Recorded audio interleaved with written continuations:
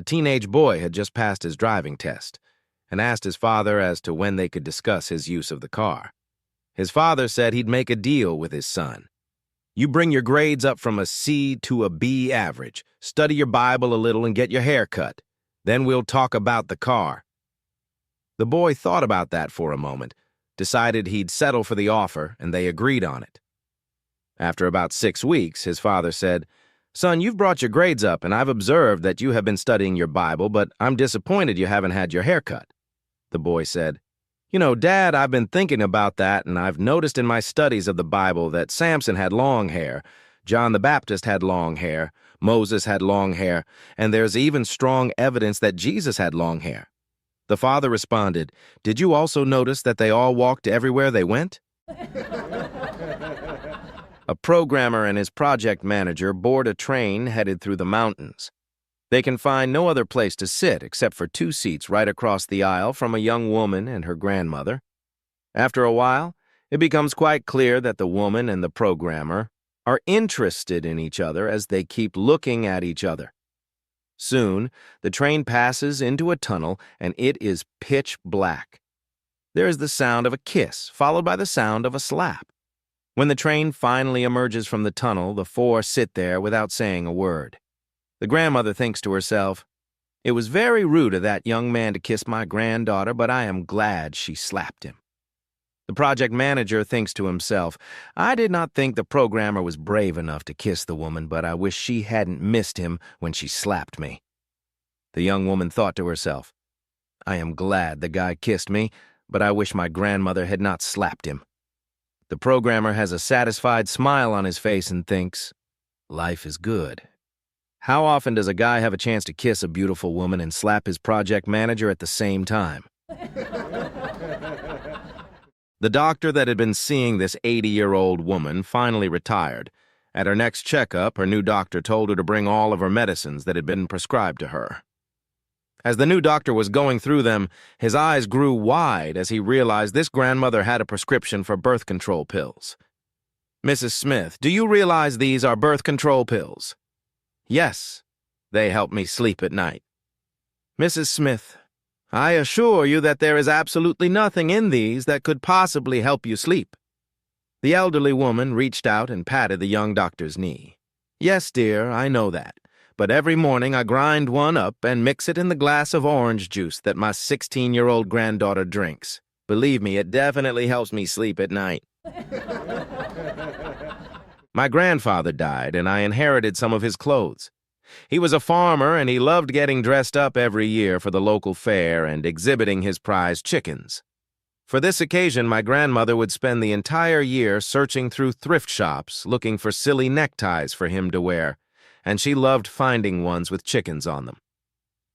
After a few decades of this, my grandfather had amassed several dozen neckties, each one with cartoonish images of chickens flying around, laying eggs, and doing other chicken things. I always complimented him on the newest addition to his collection. When he died a couple of years ago, he bequeathed them to me in his will.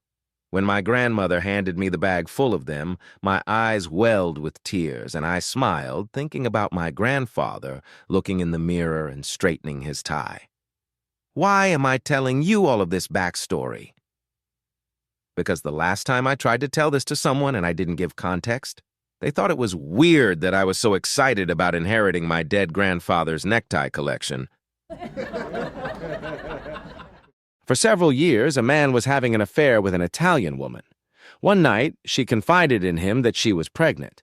Not wanting to ruin his reputation or his marriage, he paid her a large sum of money if she would go to Italy to secretly have the child.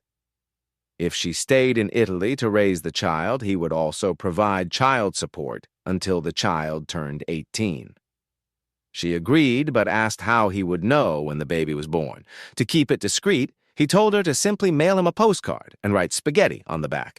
He would then arrange for the child support payments to begin. One day, about 9 months later, he came home to his confused wife. "Honey," she said, "you received a very strange postcard today." "Oh, really? Let me see," he said. The wife gave it to him and watched as her husband read the card, turned white, and fainted. On the card was written, "Spaghetti, spaghetti, spaghetti. 2 with meatballs, One without. Send extra sauce. An ex-husband and an ex-wife are in court fighting in a bitter custody battle over their child. The judge asks the woman, "Why do you feel you deserve custody?" The woman says, "I brought that child into this world. My child literally came out of me. That is why I deserve custody." The judge nods his head and says, "That is a simple and logical reason. It makes sense." Then the judge turns his head to the man and asks, "She said her side of things. Why do you feel you deserve custody?" The man sits in his chair and slowly drinks from a can of Coke. Then he holds up the empty can in his hand and says, "Was this my Coke or my ex-wife's Coke?" Confused, the judge says, "I believe that was your Coke." The wife is also confused, and the judge looks over at her and asks, "Was that your Coke?" The ex-wife says, "No, it was his Coke." The man looks at the judge and says, "Good, we all agree. So when I put money in a Coke machine and a Coke pops out, the Coke is mine, not the Coke machine's, correct?" A wealthy old lady decides to go on a photo safari in Africa, taking her poodle along for company. One day the poodle starts chasing butterflies and before long discovers that he's lost. Wandering about, he notices a hungry-looking leopard heading rapidly in his direction. The poodle thinks, oh. Noticing some bones on the ground close by, he immediately settles down to chew on the bones with his back to the approaching cat. Just as the leopard is about to leap, the poodle exclaims loudly, "Boy, that was one delicious leopard! I wonder if there are any more around here." Hearing this, the leopard halts his attack in mid-strike. A look of terror comes over him, and he slinks away into the trees. "Whoo," says the leopard. "That was close. That poodle nearly had me." Meanwhile, a monkey, who had been watching the whole scene from a nearby tree, figures he can put this knowledge to good use and trade it for protection from the leopard, so off he goes. But the poodle sees him heading after the leopard with great speed and figures that something must be up. The monkey soon catches up with the leopard, spills the beans, and strikes a deal for himself with the leopard. The leopard is furious at being made a fool of and says, "Here, monkey, hop on my back so you can watch me chew that poodle to bits." Now the poodle sees the leopard coming with the monkey on his back and thinks, "What am I going to do now?"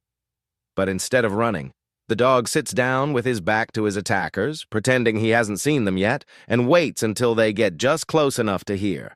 "Where's that damn monkey?" the poodle says. "I sent him off an hour ago to bring me another leopard." A family is driving on holiday when a frog crosses the road. The husband, who is driving, manages to stop the car in time. He gets out, picks up the frog, and moves it to the side of the road. The frog thanks the man and says, "I will grant you one wish." The man thinks for a moment and says, "Please make my dog win the next dog race." The frog asks to see the dog. The man opens the car door, and out limps a three-legged, overweight dog that can barely move. The frog looks at the dog and says, "I'm afraid your wish is nearly impossible. Can you make another wish instead?" The man thinks again and says, "Okay, then please make my wife win the next beauty contest." The frog asks the man to have his wife step out of the car. She gets out and approaches the frog. The frog looks at the wife, then turns back to the man and says, "Could I please take another look at the dog?" During lunch at work, I ate 3 plates of beans, which I know I shouldn't. When I got home, my husband seemed excited to see me and exclaimed delightedly, "Darling, I have a surprise for dinner tonight." He then blindfolded me and led me to my chair at the dinner table. I took a seat, and just as he was about to remove my blindfold, the telephone rang. He made me promise not to touch the blindfold until he returned and went to answer the call. The beans I had consumed were still affecting me, and the pressure was becoming unbearable. So while my husband was out of the room, I seized the opportunity, shifted my weight to one leg, and let one go. It was not only loud, but it smelled like a fertilizer truck running over a skunk in front of a garbage dump. I took my napkin from my lap and fanned the air around me vigorously. Then, shifting to the other leg, I ripped off 3 more. The stink was worse than cooked cabbage. Keeping my ears carefully tuned to the conversation in the other room, I went on releasing atomic bombs like this for another few minutes. The pleasure was indescribable. Eventually, the telephone farewells signaled the end of my freedom, so I quickly fanned the air a few more times with my napkin, placed it on my lap, and folded my hands back on it, feeling very relieved and pleased with myself. My face must have been the picture of innocence when my husband returned, apologizing for taking so long. He asked me if I had peeked through the blindfold, and I assured him I had not. At this point, he removed the blindfold, and 12 dinner guests seated around the table with their hands to their noses chorused, "Happy birthday!" A doctor and engineer entered a chocolate store. As they were busy looking around, the Dr. St. Zero Le 3 chocolate bars. As they left the store, the doctor said to the engineer, "Man, I'm the best thief ever. I stole 3 chocolates bars and no one saw me. You can't beat that." The engineer replied, "Okay, you want to see something better. Let's go back to the store and I'll show you real stealing." So they both went up to the counter and the engineer said to the shop boy, "Hey, would you like to see some magic?" The shop boy replied, "Yes." The engineer said, "Give me 1 chocolate bar." The shop boy gave him one and he ate it. He asked for the second and he ate that one as well. He asked for the third, which he also ate too. The shop boy asked, "Okay, what are you trying to pull here? Where's the magic?" The engineer replied, "Check in my friend's pocket. You'll find all 3 chocolate bars." A lady goes to her priest one day and tells him, "Father, I have a problem. I have 2 female parrots, but they only know how to say one thing." "What do they say?" the priest inquired. "They say, 'Hi, we're hookers. Do you want to have some fun?'" "That's obscene," the priest exclaimed. Then he thought for a moment. "You know," he said, "I may have a solution to your problem. I have 2 male talking parrots, which I have taught to pray and read the Bible. Bring your 2 parrots over to my house, and we'll put them in the cage with Francis and Job. My parrots can teach your parrots to praise and worship, and your parrots are sure to stop saying that phrase in no time." "Thank you," the woman responded. "This may very well be the solution." The next day she brought her female parrots to the rectory. As the priest ushered her in, she saw that his 2 male parrots were inside their cage holding rosary beads and praying. Impressed, she walked over and placed her parrots in with them. After a few minutes, the female parrots cried out in unison, "Hi, we're hookers. Do you want to have some fun?" There was stunned silence. Shocked, one male parrot looked over at the other male parrot. Little Jake was playing near the schoolyard when he saw his dad's car turn off the road and disappear behind the trees. Curious, he followed and spotted Dad and Miss Linda from next door sharing a very close hug. Jake was so shocked and excited that he ran home to tell his mom. "Mom, I saw Dad's car go into the woods with Miss Linda." I peeked to see what they were doing. First they hugged, then they laughed, then Dad helped her fix her shirt, and then... Mom quickly stopped him. "Jake, wow, that sounds like quite a story. Let's save the rest for dinner. I want to hear it when your father is sitting right in front of us." That evening, "Mom, Jake, tell Daddy what you saw today." Jake, "Well, I followed the car into the woods and saw Dad and Miss Linda hugging and being really silly, and then they started doing the same thing you and Uncle Mark used to do when Dad went on work trips." A 17-year-old boy who works part-time at Pizza Hut drives up to park in front of the house in a beautiful Porsche. Naturally, his parents know that there's no way he earned enough with his after-school job to buy such a car. "Where did you get that car?" his mom and dad screamed in shock. "I bought it today," replied the teen calmly. "With what money, young man?" his mom demands. "We know how much a Porsche costs and you cannot afford it." "Well, it's used and I got a good deal," says the boy. "This one cost me $20. Who on earth would sell a car like that for $20? "The woman up the street," the boy replies. "I don't know her name. She just moved in. She ordered a pizza, and when I delivered it to her, she asked me if I wanted to buy a Porsche for $20. The boy's dad and mom hurry over to their new neighbor's house, ready to demand an explanation. Curiously, their new neighbor is calmly planting flowers in her front yard. "I'm the father of the kid you just sold a sports car to for $20, the dad says. "I need an explanation from you." "Well," the woman says, not looking up from her garden, "this morning I got a phone call from my husband. I thought he was on a business trip in Florida, but it seems he has run off to Hawaii with his secretary and doesn't intend to come back." "What on earth does that have to do with selling our son a Porsche for $20? The boy's mom asks, utterly perplexed. The new neighbor smiles very big and pauses for a minute. "Well, my husband asked me to sell his new Porsche and send him the money, so I did." A man is driving down a deserted stretch of highway when he notices a sign out of the corner of his eye. It says, "Sisters of Mercy, House of Prostitution, 15 miles. He thinks it was just a figment of his imagination and drives on without a second thought. Soon he sees another sign that says, "Sisters of Mercy, House of Prostitution, 8 miles, and realizes that these signs are for real. When he drives past a third sign saying, "Sisters of Mercy, House of Prostitution, next right," his curiosity gets the better of him and he pulls into the drive. On the far side of the parking lot is a somber stone building with a small sign next to the door saying, "Sisters of Mercy." He climbs the steps and rings the bell. The door is answered by a nun in a long black habit who asks, "What may we do for you, my son?" He answers, "I saw your signs along the highway and was interested in possibly doing business." "Very well, my son, please follow me." He is led through many winding passages and is soon quite disoriented. The nun stops at a closed door and tells the man, "Please knock on this door." He does as he is told, and this door is answered by another nun in a long habit and holding a tin cup. This nun instructs, "Please place $50 in the cup. Then go through the large wooden door at the end of this hallway." He gets $50 out of his wallet and places it in the second nun's cup.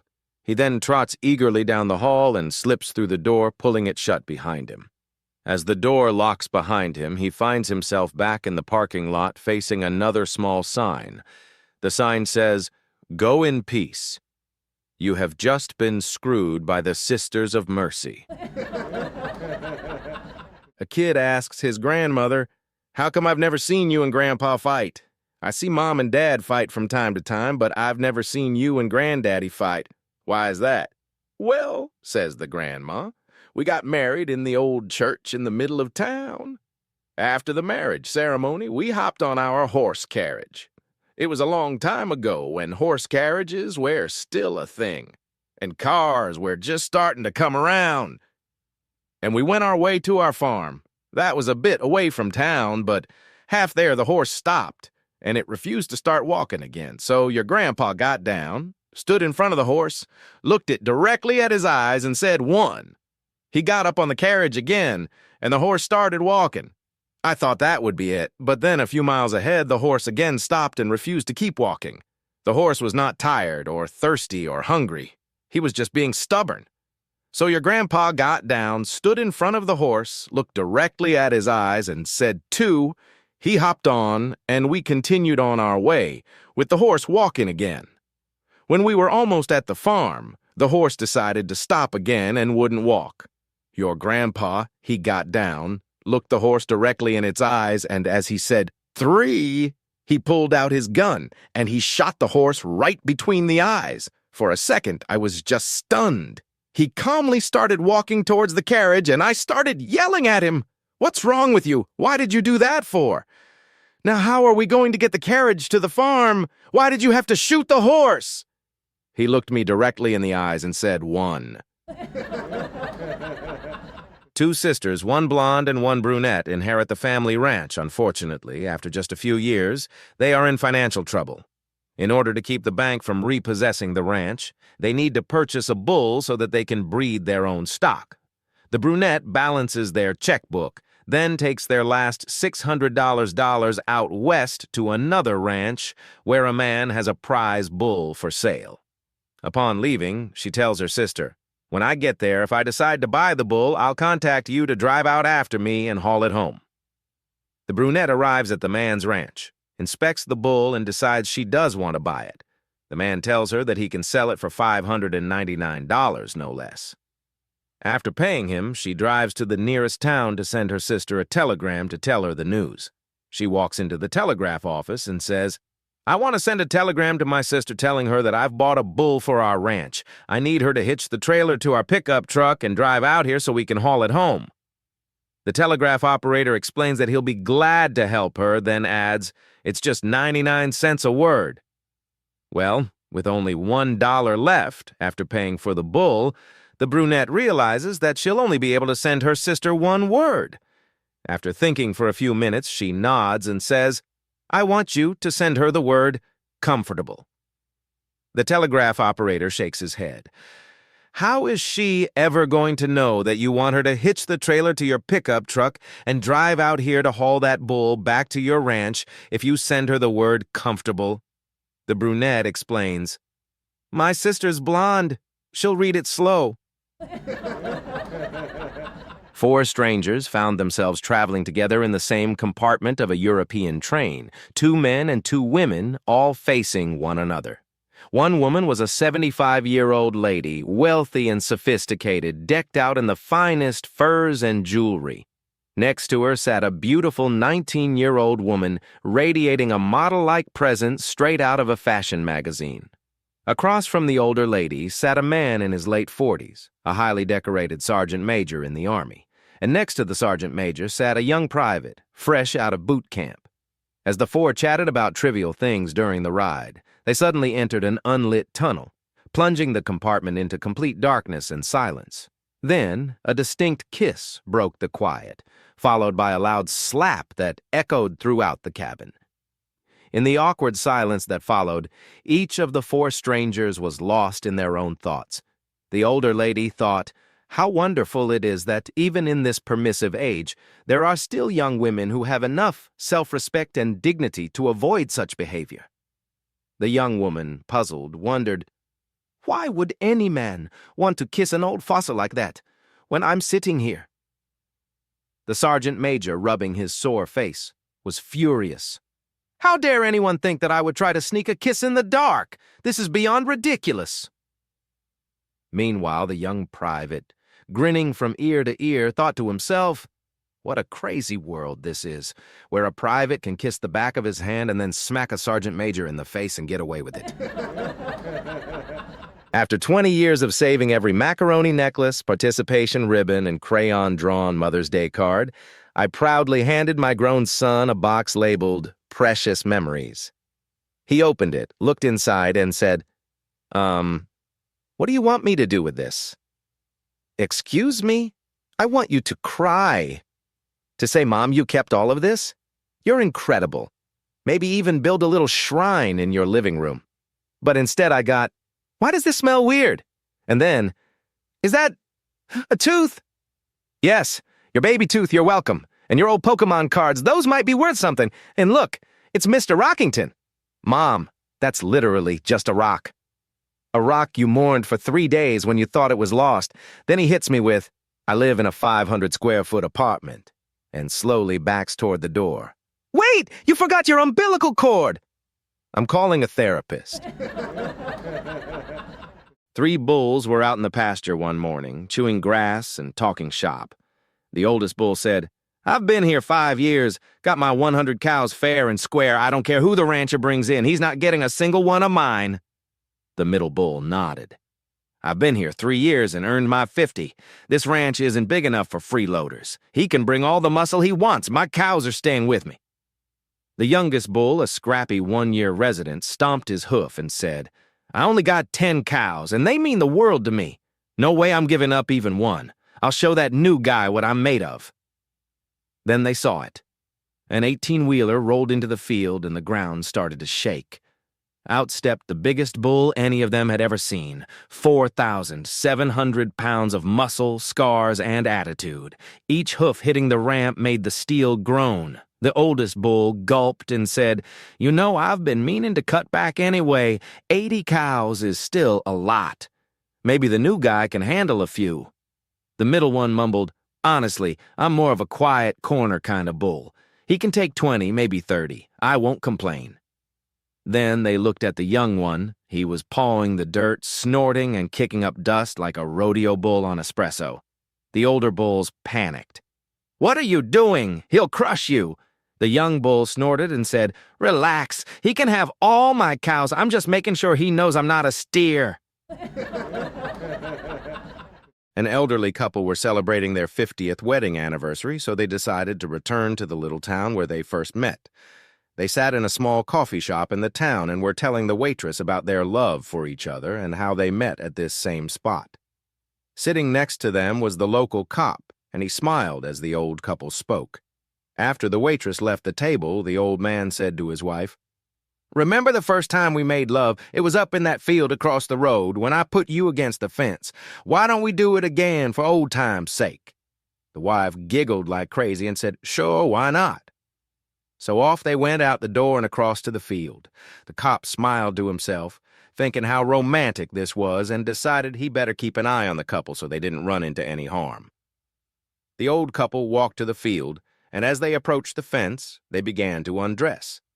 The old man picked up his wife when they were naked and leaned her against the fence. The cop was watching from the bushes and was surprised at what he saw.